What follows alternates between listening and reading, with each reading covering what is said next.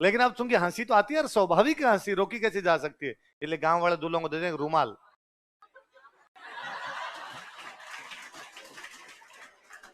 इसलिए आप गांव में जो भी एल्बम हो शादी के उनको देखो कभी आप, पहली बात तो दूल्हा अकड़ में दिखेगा, कहीं कहीं रुमाल लगाया हुआ दिखेगा, इसका मतलब हंसी आ रही थी, यहाँ हंसी आ रही थी, कंट्रोल किए इसने। है दूल्हे को तो बाहर दूल्हा ही जाता ना। भाई तुम ये अगर दुल्हन को क्यों नहीं बचाते, तो दुल्हन घर से बाहर नहीं जाती ना। भाई लड़कियां घर से बाहर नहीं जाती थी, लड़का घर से बाहर जाता था, चौराहे पे जाता है, चौराहे पे भूतनी हो सकती है पीछे। तुम इतना यूं सेंटिमेंट नहीं लेने अपने। हाँ जनरल न्यूट्रल आदमी हो भाई, मैं ऐसी बात नहीं करनी अपने। नहीं एक हाँ, चुड़ैल लड़कियों में ज्यादा आती है,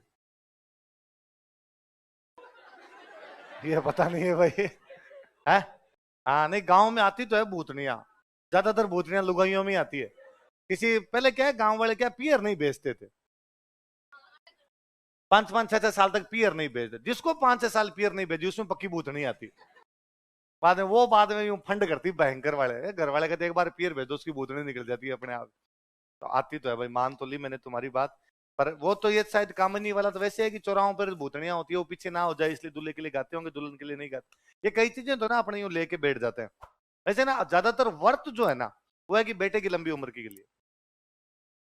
व्रत जितने भी किए जाते हैं उनमें संतान की लंबी उम्र के लिए, तो बेटों की लंबी उम्र के लिए। तो हम कह सकते हैं कि भाई बेटियों की लंबी उम्र के लिए तो नहीं करते।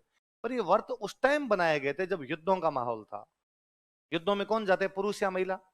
तो मरने की संभावना किसकी, तो फिर माँ किसकी दुआ मांगेगी?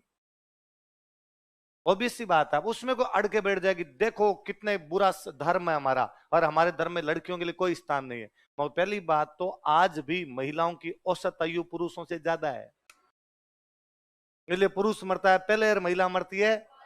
और गांव में तो डायलॉग है कि बाई ने तो गोई रोई को नहीं खा, बाई का तो क्या नहीं खा सकता, गोयरा समझते हो, गोयरा सांप, सांप सांप है ना, सांप प्रजाति का गोयरा होता है। अब उसका सिंपल सा वो क्यों पड़ गया ऐसा डायलॉग, क्योंकि बाई घर से बाहर नहीं जाती, गोयरा घर के बाहर है। भाई गोयरा घर के अंदर आने तो खाने से रहा, खेत में काम कर रहे हो, रास्ते से आ रहे हो तो आपको सांप खा जाएगा। बाई को घर से बाहर जाना नहीं पड़ता, भाया घर से बाहर जाता है, उसके खाने की संभावना ज्यादा है, बाई के खाने की संभावना।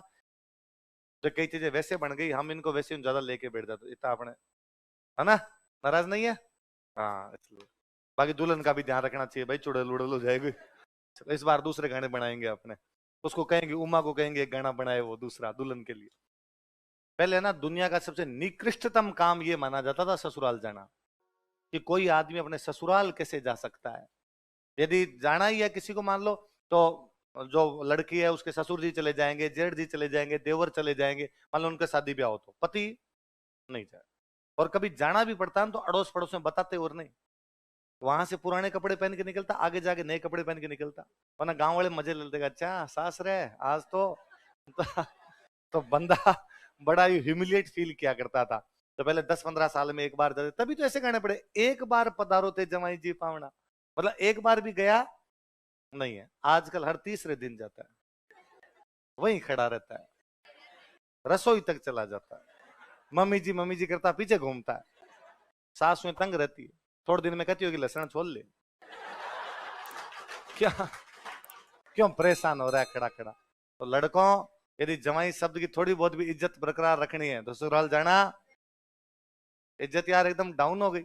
और मतलब पहले वास्तव में जमाई आते हैं तो उनका इतना लाड कोड ज्यादा होता है, इसकी हद नहीं। और जाता तो भी वो भयंकर एटीट्यूड के अंदर जाता।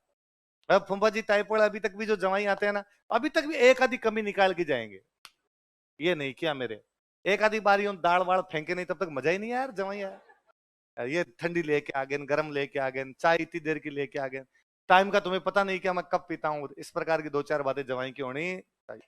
तो तुम भी अपने ससुराल जाओ तो दो चार बार थाली फेंक देना, मत फेंक देना रे। आज का टाइम बदल गया, कुटेगा कोई पकड़ के, वीडियो आ जाएगा फालतू में। पहले वीडियो तो नहीं आते थे मार्केट के अंदर, तो पहले जवाई जब कभी कभी जाया करता था, तब उसके स्वागत में जो गीत गाए जाते, वो गीत कौन से थे? तो कभी कभी जाना चाहिए, रेगुलर जाना चाहिए? कभी कभी जाना चाहिए ना। ये तो सीधी सी बात है यार, सासरे जाके तो कैसे बैठा जाए, और सासरे में तो किससे कैसे बात की जाए। तो पहले ना जवाई ससुराल जाते तो बातचीत भी नहीं करते, चुपचाप भी बैठे रहते, जितना पूछा जाए उतना जवाब दिया जाए। ये भी नहीं था धोख देने वाला, चरण स्पर्श करने वाला, चरण स्पर्श नहीं करता था जवाई, वैसे बैठा रहता। कोई आ गया, आगे समाचार पूछता भाई कैसे हैं, आपके घर परिवार में ठीक, राजी खुशी, अपनी तरफ से कुछ भी नहीं बोलता था। पहले तो गांव में तो महिलाओं से जब मिलवाने के लिए लेके जाते जमाई को, तो बीच में पर्दा तानते, एक तरफ बैठती महिलाएं, एक तरफ बैठता जमाई, फिर महिलाएं पर्दे के उधर से पूछती तारी माँ ठीक है, उधर से कहता कि हाँ ठीक है। पहले उनके हमने सुना था कि गठिया हो गया था, अब गठिया ठीक है कहाँ, कौन से बेद जी की दवाई ली थी फलानी, आपकी बहन ठीक है।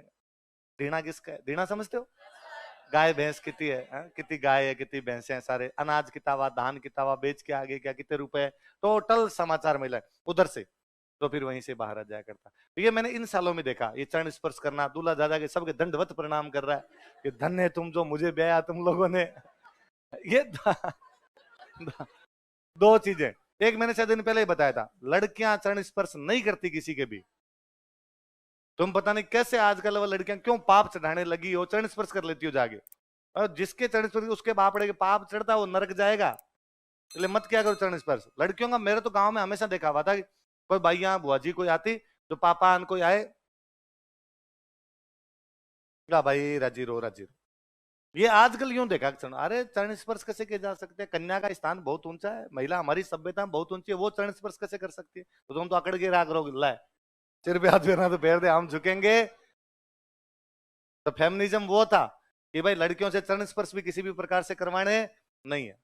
अब फालतू में यूं झूठी बातें करके लो लड़कियां भी बराबर है, लड़के भी चरण स्पर्श कर सकते हैं, लड़कियां भी क्या कर सकती है, लड़कियां लड़कों के बराबर नहीं है, लड़कियां महान है। पुरुष लिचड़ था, लिचड़ है, महिलाएं बहुत आगे है भाई।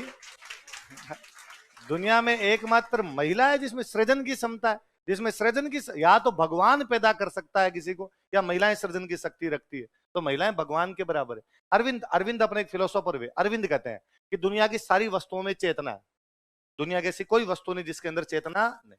वो जब पत्थर भी पड़ा तो उसमें चेतना है, तो हमें निर्जीव क्यों लगता है कि उसकी चेतना सोई हुई है, उसकी चेतना जागेगी एक दिन, उसकी भी जागरण चाहिए। पत्थर में थोड़ी चेतना सोई हुई है, फिर घास फूस में थोड़ी ज्यादा चेतना है, फिर कोई पशु पक्षियों में थोड़ी ज्यादा चेतना है, पक्षियों में है, फिर पशुओं में, फिर मनुष्य की चेतना है, फिर सबसे ज्यादा चेतना किसमें, भगवान।